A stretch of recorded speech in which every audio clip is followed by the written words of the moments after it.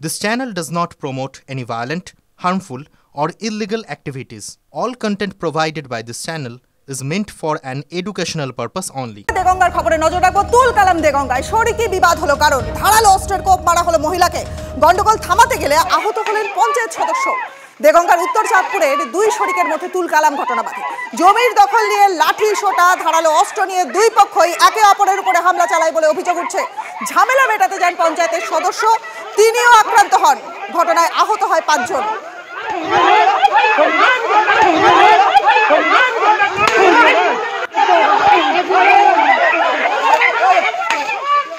আমার মেজ বোনের দা দিয়ে কুপিয়েছে মেম্বার কুপিয়েছে। কি কারণে এই গন্ডগোল হলো?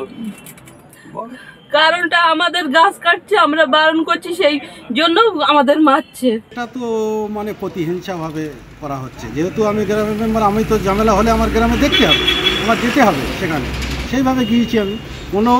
কোনো প্রমাণ নেই যে আমার ছেলেপিলেরা গিয়ে মারপিট করেছে, কি করেছে। তারা ভাই বোনই, যারা নাম হয়েছে তারা ভাই বোনই। পৃথক কোচবিহার গঠন এমনই একটা দাবি, এবং সেজন্য গ্রেটার কোচবিহার পিপলস অ্যাসোসিয়েশন তারা তাদের কর্মসূচি করেন। প্রায় 6 ঘন্টা পর রেল রোকো কর্মসূচি প্রত্যাহার করলো গ্রেটার কোচবিহার পিপলস অ্যাসোসিয়েশন। কথা বলবো আমাদের সহকর্মী সুমন কল্যাণ এই মুহূর্তে রয়েছেন আমাদের সঙ্গে। বিস্তারিত জানবো সুমনের কাছ থেকে। সুমন, প্রায় 6 ঘন্টা তারপরে এই রেল রোকো কর্মসূচি প্রত্যাহার করা হলো, কি কি দাবি নিয়ে প্রত্যাহার হলো? দেখো, তাদের যেটা বক্তব্য যে তাদের যে দাবিগুলো রয়েছে সেগুলো কেন্দ্রীয় সরকারের হাতে তুলে দেবে রেল কর্তৃপক্ষ। আর তাদের যে মূল দাবি, কোচবিহারকে সি ক্যাটাগরি স্টেট হিসেবে স্বীকৃতি দিতে হবে। কারণ কোচবিহার ভারত মুক্তির সময় এই চুক্তি হয়েছিল যে কোচবিহারকে সি ক্যাটাগরি স্টেট রাখতে হবে, আর সেটা এখন বর্তমানে পশ্চিমবঙ্গের একটা জেলা হিসেবে রয়েছে। ফলে কোচবিহারকে আলাদা রাজ্যের দাবি, এটাই ছিল মূল দাবি, এবং রাজবংশী ভাষাকে স্বীকৃতি দিতে হবে। এই দাবি, দুই দাবির জেরেই কিন্তু আজকে আন্দোলন। তবে যেটা দেখার, এর আগে 2016 সালে এরা কিন্তু আন্দোলন করেছিল। সেই আন্দোলন 84 ঘন্টা হয়েছিল, 84 ঘন্টা রেল অবরোধ ছিল।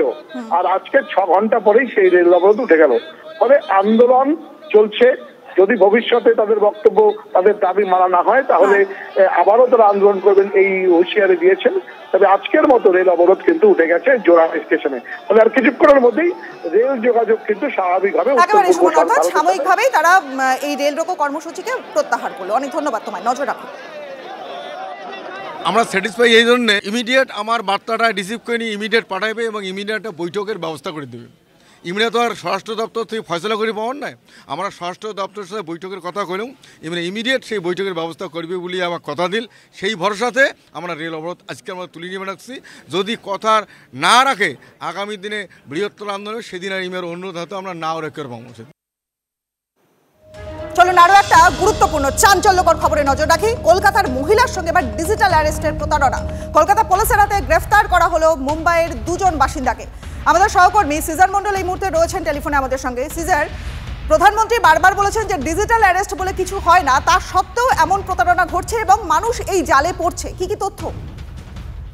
দেখো, এটা যে ঘটনাটা জানা যাচ্ছে, চারু মার্কেট থানা এলাকার এক মহিলা অভিযোগকারিনী, তিনি কলকাতা পুলিশকে জানিয়েছিলেন গত নভেম্বর মাসের প্রথম সপ্তাহে তাকে প্রথমে অর্থাৎ টেলিকম রেগুলেটরি অথরিটি অফ ইন্ডিয়ার আধিকারিক পরিচয় দিয়ে একজন ফোন করেন এবং তার মোবাইলে বেশ কিছু চাইল্ড পর্নোগ্রাফি আছে বলে তাকে অভিযুক্ত করা হয়। এবং তারপরে দিল্লি পুলিশের সাইবার ক্রাইম ব্রাঞ্চের আধিকারিক পরিচয় দিয়ে এক ব্যক্তি ফোন করেন এবং ভিডিও কলে তাকে শাসান, এবং সেই পরিস্থিতি ম্যানেজ করতে বা সেই পরিস্থিতি সামাল দিতে তিনি তার সঙ্গে কথা বললে প্রায় 66 লক্ষ টাকা তার কাছ থেকে কার্যত বা এক্সটর্ট করা হয়।